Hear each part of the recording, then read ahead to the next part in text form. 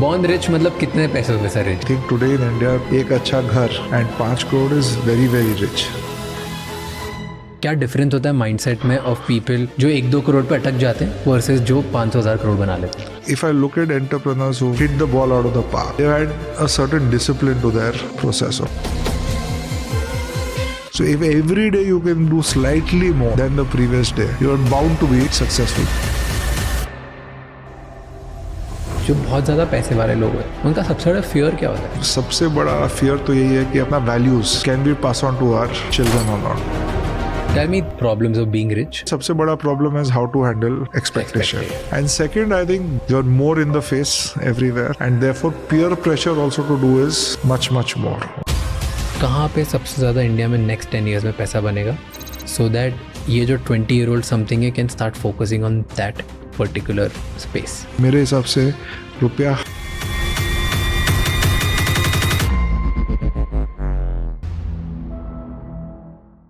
आज हमारे गेस्ट हैं Karan Bhagat, founder, managing director and CEO of 361, one of India's top wealth management firm. आज के एपिसोड में हम बात करेंगे पैसा बढ़ने के बाद भी लोगों के फियर्स कैसे वही ओल्ड रहते हैं, old money versus new money mindset क्या होता है, और पैसा लाइफ को कितना बदल सकता है और कितना नहीं, एंड इंडिया की जो टॉप 1000 फैमिलीज हैं वो अपने पैसे को कैसे मैनेज करती हैं एंड उनका सबसे बड़ा फियर क्या होता है. ये एपिसोड एंड तक देखिए, ये आपको पैसा और पीस के बीच का इक्वेशन समझाएगा. Tell me 3 problems of being rich.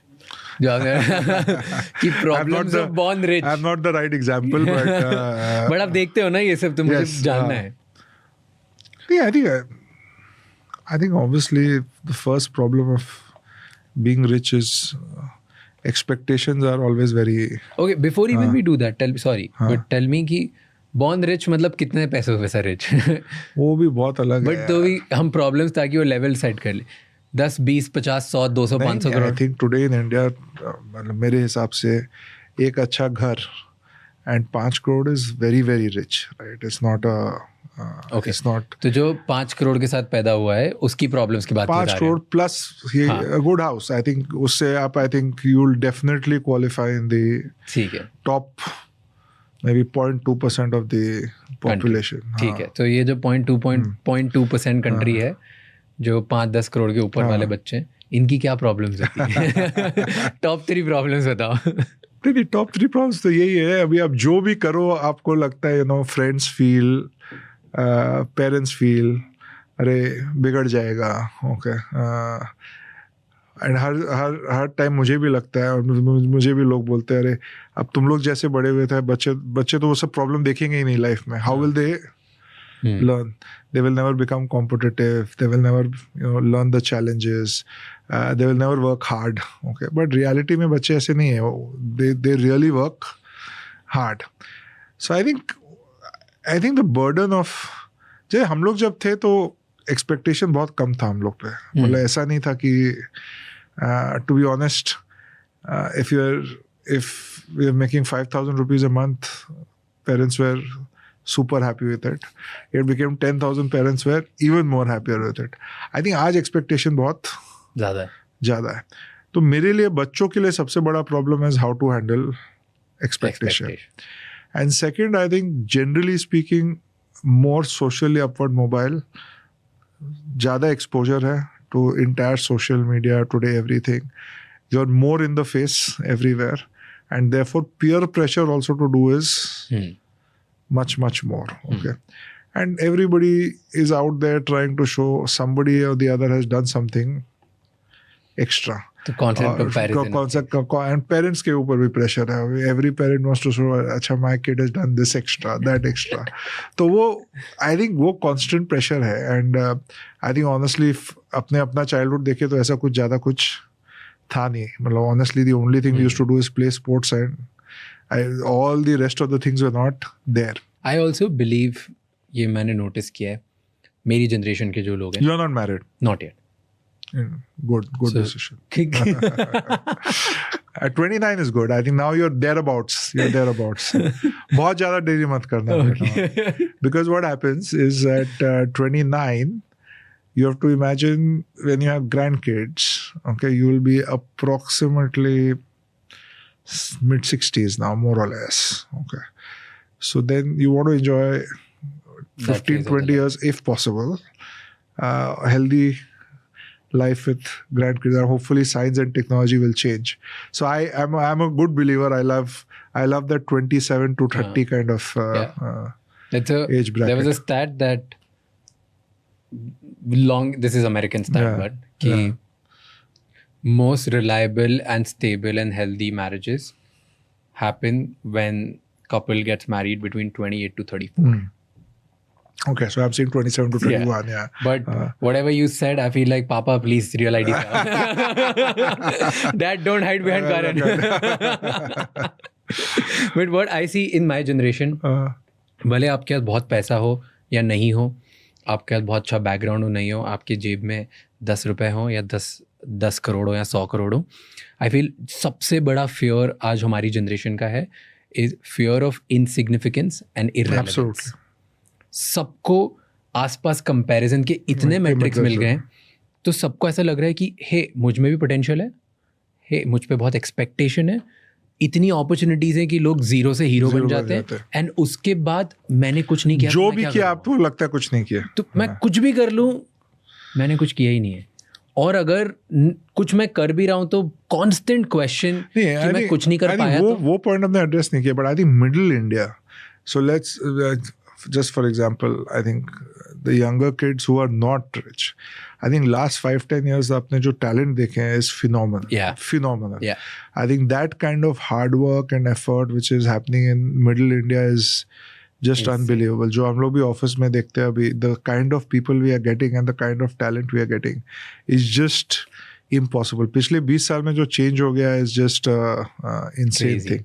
So I think ठीक है, ये अपने we are talking about the problems of the rich, but the opportunities जो अपने middle ground we have really taken is super impressive. But सबका, whether you're from any background, 100%. Fear is irrelevance and insignificance. That's peer pressure like crazy. कुछ और कोई कुछ कर रहे हैं. I know so many people जो अच्छा कर रहे हैं लाइफ में, बट रोज क्वेश्चन करते हैं कि यार मैं कुछ कर रहा हूँ नहीं कर रहा हूँ. और वो रोज इंस्टाग्राम खोल रहे हैं तो ये सोच रहे हैं, न्यूज़ खोल रहे हैं तो ये सोच रहे हैं, घर वालों से बात कर रहे हैं तो ये सोच रहे हैं. सबका एम्बिशन इतना बढ़ गया है, विच इज़ ग्रेट, बट उसके से फियर भी बढ़ गया. और सबको लग रहा है the another layer to this fear is कि मेरा ना पोटेंशियल अनयूटिलाइज नहीं रह जाए, मैं ऐसे ही एवरेज नहीं रह जाए. पर वो आज तो कहीं पे भी नहीं खत्म होता है. वो तो आज मैं भी सोचता हूँ, ओके, दैट इज इम्पॉसिबल. उसके लिए grown because you guys didn't have enough comparison. तो उसके लिए एक ही आंसर है, okay, I think a glass is half full and half empty. जब भी ऐसा सोचो. But I believe on that point कि एज वाइज तुम्हें थिंकिंग चेंज करनी चाहिए. आई थिंक हमारी एज में तुम्हें सोचना चाहिए glass is half empty. Fair enough. India needs young, hardworking, ambitious people. hungry people.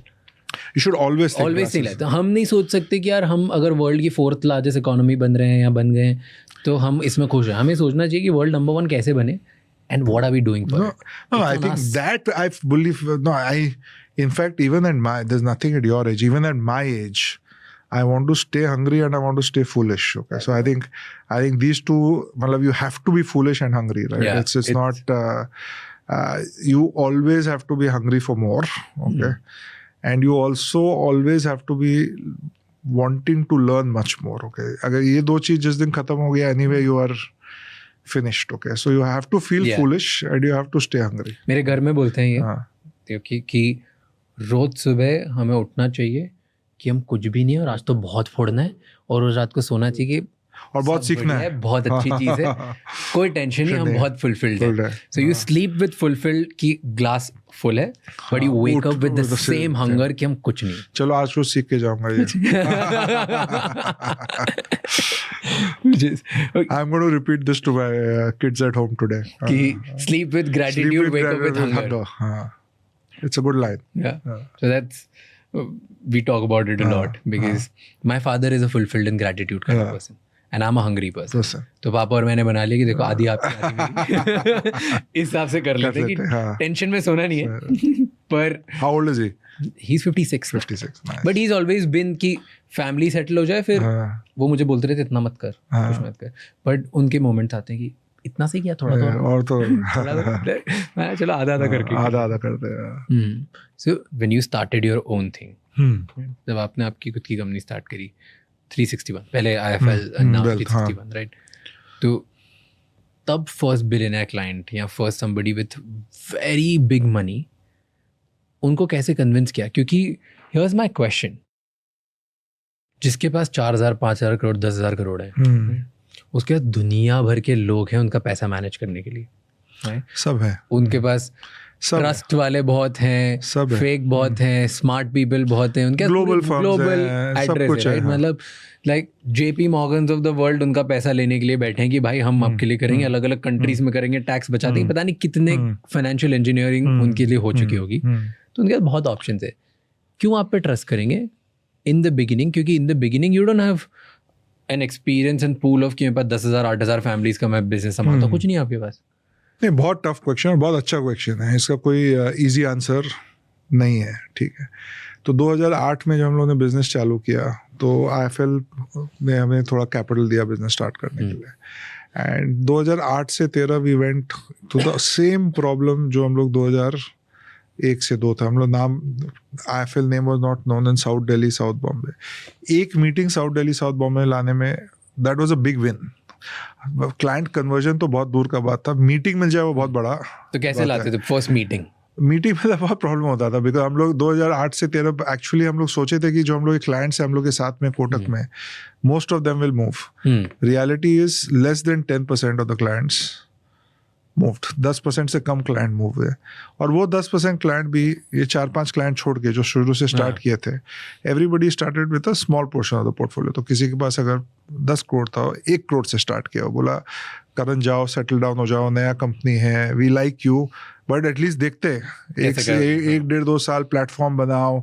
सब कुछ करो I can't transfer everything today okay और हर इंसान के पास 3-4 सपोर्टर होता है जो वो बोलता है मैं पूरा ही ट्रांसफर करता हूँ स्टार्ट करो बट उससे बिजनेस नहीं बन सकता उससे एक स्टार्ट हो सकता है आई थिंक बट हम लोग जनरल में अगेन जैसे मैं आपको पहले बोला 90% अपॉर्चुनिटी सबके लिए सेम है हार्डवर्क और एफर्ट सबसे ज़्यादा इंपॉर्टेंट है तो 2011 से 14 we focused only on companies जहाँ कोई इवेंट ऑफ डाइल्यूशन हो रहा था या लिक्विडिटी इवेंट हो रहा था and they were ending up with some liquidity event because of which they were getting money. Okay. And those were the people we started chasing. और जब किसी को नया रुपया आ रहा है he always wants to challenge the status quo. Okay. वो बोल रहा है कि जो मेरे पास है उसको beyond देखना है मुझे देखना है कि और क्या अवेलेबल है एंड वो एक दिन अपने लाइफ में निकालने के लिए तैयार है to meet everybody afresh. And Udhar, he's also ready to meet a new kid on the block. Okay, so that was our opportunity between 13 to 16. And I think उस time जितने ऐसे transaction हुए, we converted 80% of those transactions. अभी why it comes back to the same thing. People associated with us as entrepreneurs, they liked our business model. We changed the model that time. We became advisors. तो instead वो सबसे बड़ा change actually हम लोग का वो था product manufacture से कमाने के बदले हम लोग क्लाइंट से कमा रहे थे so basically now us and the client are on the same side of the table instead of the opposite side of the table, right? I think that change was the most important change. But tell me this now, जब जो भी आपका first client convert हुआ उन्होंने कभी बोला आपको क्या बोला what was that meeting? That meeting was actually the client just passed away. He's still a big client of ours. The grandfather passed away in Bombay. कितना पोर्टफोलियो उन्होंने दिया था उस टाइम? कुछ आई थिंक आज 500-600 करोड़ होगा. उस टाइम कुछ 100-150 करोड़ था. They had sold some land in Ghatkopar और फैक्ट्री को घाटकोपर से दमन मूव कर रहे थे. तो that's how they ended up getting the 150 crores. और वो आपके साथ जब इन्वेस्ट की तो आपने क्या बोला? Walk me through that meeting. Let's relive those memories. Actually, I can walk you through 2 very interesting meetings that time. So this is a Bombay client and then I'll talk about a Delhi client. पहले बॉम्बे वाला घाटकोपर में 150 crore. Yeah, so he basically is a very very old man. maybe among the smartest people I've ever met in life. Okay. They're a glass company. ठीक है. क्या And actually, in that meeting, he spent 2 hours. But उनको 3 चीज बहुत ज़्यादा मजा आया. एक, it is an Indian company started by somebody who's 29. Okay. Commercially smart. Okay. So he was very, very quick on his numbers. Okay. Super quick on his numbers. And he loved the fact that I was also super quick on numbers. तो हम लोग का chemistry on numbers was vibe कर गया. immediate vibe हो गया. ठीक है. That was something because he was a businessman. He was entrepreneurial. तो he got धंधा समझ में आया. तो he could understand the business. हाँ, तो मारवाड़ी आपका that he liked. Yeah, that he really loved it. Okay.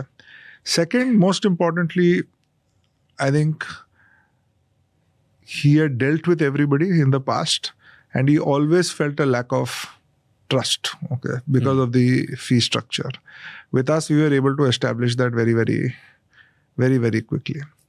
And third, I think somewhere in India, a lot of these businessmen want to give you they find you genuine and honest, they want to give you a chance. Okay? That I agree. They want to give you a chance. That okay? I agree.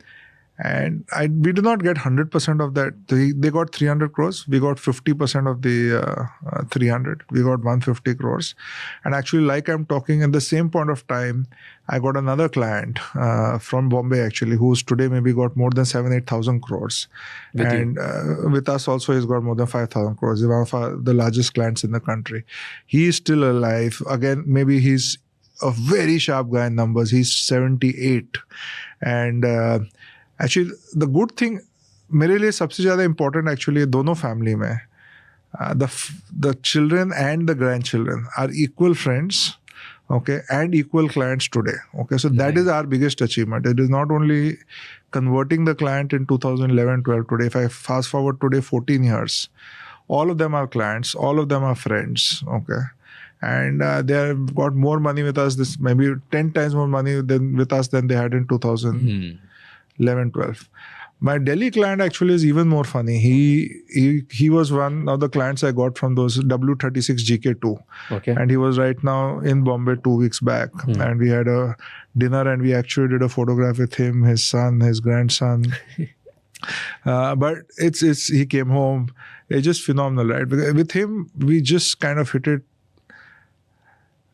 He just felt that, he's a person he likes to back, and nothing financially. Okay, and he was just very different a little bit more different from Bombay, but much more relationship oriented. And we just kind of, and he's a person who's so trusting that he actually doesn't look at his portfolio at all, because he knows that with you will not take a decision which is not wrong. You can always take a decision which is wrong, which you don't intend to be wrong. Okay? And I think, and these things come out. I think at the fundamental level, I don't know how to put it, but trust and effort, okay, are two qualities which are way ahead of everything else. Okay, coming to your experience with people. जो जैसे आपने बताया, कोई 5,000 करोड़ है, कोई 500 करोड़ है, जो बहुत ज़्यादा पैसे वाले लोग होते हैं, उनका सबसे बड़ा फियर क्या होता है विद देयर मनी? किस बात से डरते हैं? क्योंकि सबके फियर्स होते हैं ना. नहीं, देखो, आई थिंक फियर ऐसे कोई जस्ट बिकॉज किसी के पास ज़्यादा रुपया होता है उसका फियर चेंज नहीं होता है. फियर तो अपने अल्टीमेटली सब लोग ह्यूमन बींग्स ही है. Okay, I think across the board the fear of our staff working at home to the fear of my richest client is the same. Okay. I'm saying, ठीक है, चलो, I'm ignoring our hard-working 90% of the working population where they have to also fear basic needs. मैं उसको हटा रहा हूँ, ठीक है. जिसको basic need का fear नहीं है, उसके बाद needs मुझे तो मोटा-मोटी सेम ही लगता है. ठीक है. सबसे बड़ा most important need जो मैं आज सोचूंगा अगर मैं रात को सोता हूँ, और मैं 10 साल पहले भी सोता, and nothing to change with the amount of money you have. सबसे बड़ा fear तो यही है कि अपना values can be passed on to our children or not. Okay, that is the biggest fear all of us have. अभी आप सोचोगे, आप मेरे से पूछ रहे थे कि चलो लास्ट 20 years में what is the most valuable thing for you. मेरे लिए सबसे ज़्यादा वैल्यूबल है कि मैंने जो एडवर्सिटीज फेस किए, I could convert that into an opportunity. अभी hopefully my children never have to face the adversity. अभी विदाउट फेसिंग द एडवर्सिटी मैं उनको उतना स्पिरिटेड, ओके, उतना mature, how can I make them, okay, will be one of my biggest fears. Okay, अभी ना मैं उनको एडवर्सिटी में डाल तो नहीं सकता for them to turn mature in this thing, और मैं इच्छा भी नहीं है. तो अभी how do ये सब जो अपने वैल्यूज सीखे हैं इनको कैसे ट्रांसलेट करें to our next generation is, I think, one of the biggest fears all of us have. And I think across the board, I think if I look across all friends, clients, I think that's one of the biggest fears. Second fear, I think, लोगों को, I think people are not really worried about making money, 10%, 11%, 9%. वो, I don't think that's really a fear. Okay. But people, abhi naya, I think people have really started now in India for the last 5-10 years. अपने क्या कर सकते during our life also to make ourselves happy. Okay. और ये मैं पहले नहीं देखता था. पहले there was this entire infatuation with money. कि everything else aside, we have to just focus on it. I think पिछले 5 करो, पैसे इकट्ठा करने. So सब चीज का कुछ है. Okay. And parents obviously, rightfully, especially in India, आपने डिस्कस किया लास्ट, इंडिया में मैक्सिमम वेल्थ पिछले 35 साल में बना है. Everybody wants their kids to be humble. Yeah. Like they were humble when they were kids. Everybody wants their kids to not waste away the money they have earned. Everybody should be equally. And second, I think थोड़ा concern रहता है कि you had this old thing that does money last after 3 generations, right?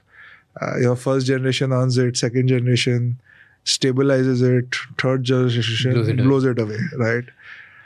I think India में I am very happy. I feel very secure actually. मैं तो सबसे मिलता हूँ, to be honest. I think our third generation is not like that. Okay, मुझे लग रहा है 60 to 70% of our, again, सब चीज में exceptions हैं, ठीक है, कोई rule तो है नहीं, but 60 to 70% of third generation rich India, okay, actually is using the money to expand, okay, which is a very good thing. तो मुझे मेरे clients में वो fear है, पर मुझे वो fear उतना दिखता नहीं है. मुझे I am feeling very happy about the third generation of our kids. And third, I think people have a fear ki boss, what if something happens to me tomorrow morning? Okay. What if I don't get up in the morning tomorrow? Okay, that is obviously a fear. And I think that's a topic which our clients spend a lot of, बहुत time spend करता है उस पर. Succession, मेरे पास will नहीं है. Most importantly, can my family manage after me? Because so you are saying कि जो बहुत ज़्यादा पैसे वाले लोग हैं, specially the rich, like ultra rich, specially the ultra rich, उनका बड़ा फियर ये नहीं है कि मेरा कैपिटल इनहेरिटेंस कैसे होगा. उनका ज़्यादा बड़ा फियर है कि साइकोलॉजिकल इनहेरिटेंस कैसे होगा. It's not about capital inheritance. तो साइकोलॉजिकल इनहेरिटेंस मीनिंग कि मेरे जो वैल्यूज़ हैं, मेरी जो इमोशनल थिंकिंग है, मेरे डीप रूटेड बिलीव्स हैं, जिस तरीके से मैंने बिजनेस बनाया या मैं जिन सिद्धांतों पे चलता हूँ, वो सारा मैं कैसे पास ऑन करूँ सो दैट मेरी नेक्स्ट जनरेशन मुझसे भी ज़्यादा बेटर हो जाए. And but that's a double edge. एंड ईगोइस्टिक नहीं होना चाहिए. जैसे अगर पेरेंट ईगोइस्टिक नहीं है तो वो चाहते हैं कि बच्चों को सेम वैल्यू जाए, क्योंकि पेरेंट्स गरीबी में बड़े हुए हैं बट बच्चे अमीर शुरू से ही born rich. Don't you think double edge sword है?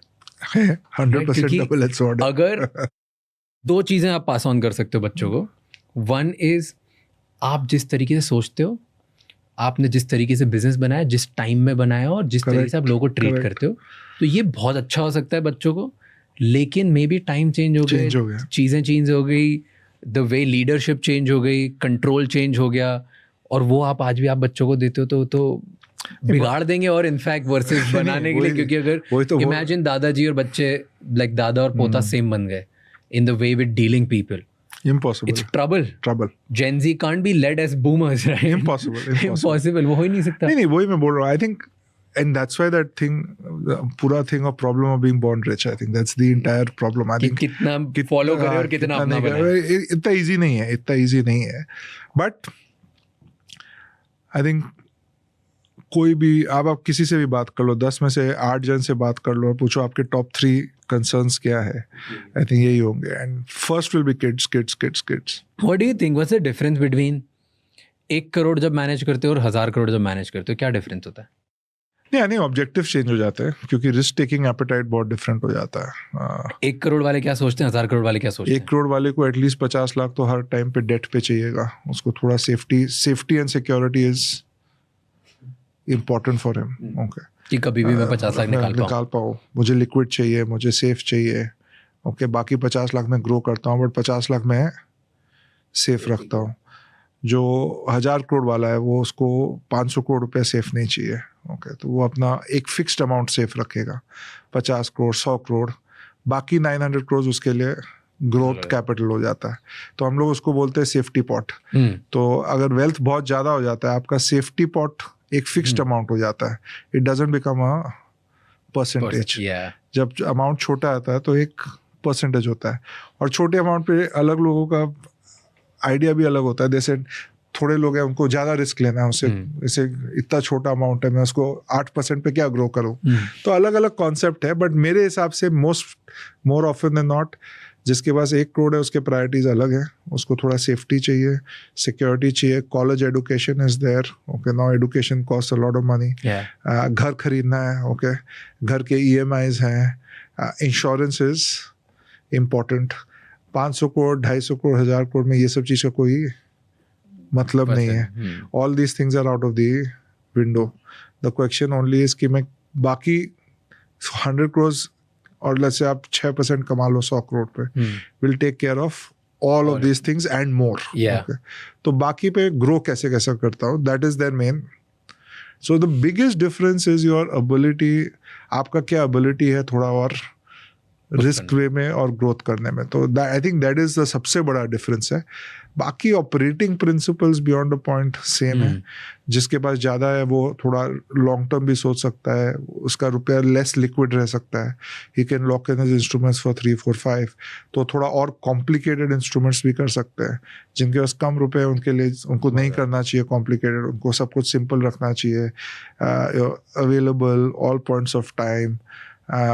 Obviously financial understanding of that investment also might be lower because जिनके पास 1000 करोड़ है उसके पास typically एक family office है, कोई उसका family office चला रहा है. Internally there is somebody to guide him on what is right and wrong. So he's more sophisticated. अपने regulators also rightly have introduced a concept called accredited investor. Okay, तो जिसका एक net worth है let's say 5 crores and above, उसको now he can become a accredited investor.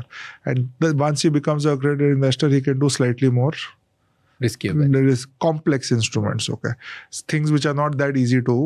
जैसे 5 करोड़ के बाद कौन सी इन्वेस्टमेंट अपॉर्चुनिटीज ओपन हो जाती है? नहीं, जैसे कि फॉर एग्जांपल आप लेट्स से आप कोई लॉक्ड इन प्रोडक्ट कर रहे हो, alternative investment fund, private equity का 5 साल के लिए. तो आइडियली आपको ऐसा इन्वेस्टर होना चाहिए जो आपको समझ में आ रहा है आप क्या रिस्क ले रहे हो, कि आपका रुपया 5 साल के लिए अटकने वाला है, लॉक्ड इन है. ठीक है, चलो आपको 4-5% रिटर्न एक्स्ट्रा आ सकता है, पर उसके लिए आप क्या सैक्रिफाइस कर रहे हो is very important to understand. And what's the difference between high net worth individual versus ultra high net worth individual? कितने रुपए पे दोनों एक्टिवेट होते हैं? नहीं, किसको आप HNI बोल सकते हो, किसको अल्ट्रा HNI बोल सकते हो? ये सब चीज का कोई लॉजिक नहीं है. ठीक है, होते हैं ना, पीपल कॉल अल्ट्रा HNI. हर कंपनी का अलग लॉजिक है. ठीक है, what's your logic? Our logic is so broadly for us high net worth individual is between 10 crores to 50 crores. Okay, between 50 crores to 500 crores we have ultra high net worth individuals. Above 500 crores of financial assets, we call them first families. Okay, first families. Okay, so it is every company can have their own splits. Okay, now अगर आप typically bank में जाओगे तो उस bank के लिए high net worth individual become 1 crore to 10 crores, yeah, 1 crore to 5 crores or 1 crore 10. Ultra high net worth will become 10 crores and above, and then there will be 2 splits. Okay, तो ऐसा कोई universal logic identified नहीं और defined नहीं है, but हाँ जो retail bank नहीं है और जो खाली ज़्यादा वेल्थ मैनेजमेंट कर रहे हैं, they will typically have 3 kinds of cuts starting from typically 10 crores and above. That's really so जैसे you must have had clients जिन्होंने मे बी 1-2 करोड़ से स्टार्ट किया बहुत सारे और अब अल्ट्रा हाई नेटवर्थ बन गए या फैमिली फर्स्ट बन गए होंगे, राइट? फर्स्ट फैमिलीज बन गए होंगे जितने, मतलब most of those clients were started with 1 crore or 2 crores or 3 crores because you have to build confidence. और आज वो बहुत बड़ा पोर्टफोलियो होगा, बहुत सारे होंगे, right? What have you seen कि जो 1, 2, 5, 10 करोड़ वाले लोग होते हैं उनको 100, 500, 1000 करोड़ कैसे बनाते हैं? वो क्या डिफरेंस होता है माइंडसेट में ऑफ पीपल जो 1-2 करोड़ पे अटक जाते हैं वर्सेस जो 500, 1000 करोड़ बना लेते हैं? Great question, Raj, and I think I have a very simple answer for this. But for me, मतलब मैं इंग्लिश में एक टर्म दूंगा which I really believe in. Incremental is exponential. Okay. So अभी अपना पूरा our entire world for the last 10 years everybody wants to do exponential things. Non-linear growth चाहिए. मुझे I don't understand that. Okay, it can work for one person out of. There is always a Elon Musk. There will always be somebody, but that is one example. Okay, 9 examples will be people who are doing everyday things right every day, and they are doing every day slightly better than what they did the previous day. Okay, and I like to call this incremental is exponential. Okay, so if every day you can do slightly more, okay, than the previous day, you are bound to be successful because the compounding is massive. Okay, so to be honest, I think if I look at entrepreneurs who've in 10, 15, 20 years really hit the ball out of the park, okay, they've had a certain discipline to their process. Okay, they've got up in the morning, they've not tried to do 50 things. Okay, they try to do 10 things or one thing, but do it with a certain amount of discipline. Okay, and that is very, very important. And for me, I think that small incremental steps, but steps in the right direction is the most important. It has to come with a lot of focus. Hard work is a common denominator. उसके बिना तो ठीक है, life में 5 जन रहते हैं जो see, and you can't build your life on that. Out of 100 people, 5 people end up getting wealth. Okay, 1 person may get it by luck, by inheritance. 1 person might get married into it. That's a separate issue altogether. Okay, 3rd person might just win a lottery. Okay, for all you care. 4th person who, whatever it is worth, blindly invested somewhere. Okay, that companies ended up becoming very large. But these will be one examples. Okay, you can't really build your life saying, let me become one out of these 4. It's not possible. So if you look at the remaining 95 examples, okay, there will always be very, very driven, hard work, lots of sacrifices, okay, lots of moments of failure, lots of moments of disbelief, lots of moments of struggle, lots of moments of lack of confidence in yourself also. But every day you get up and do slightly more. So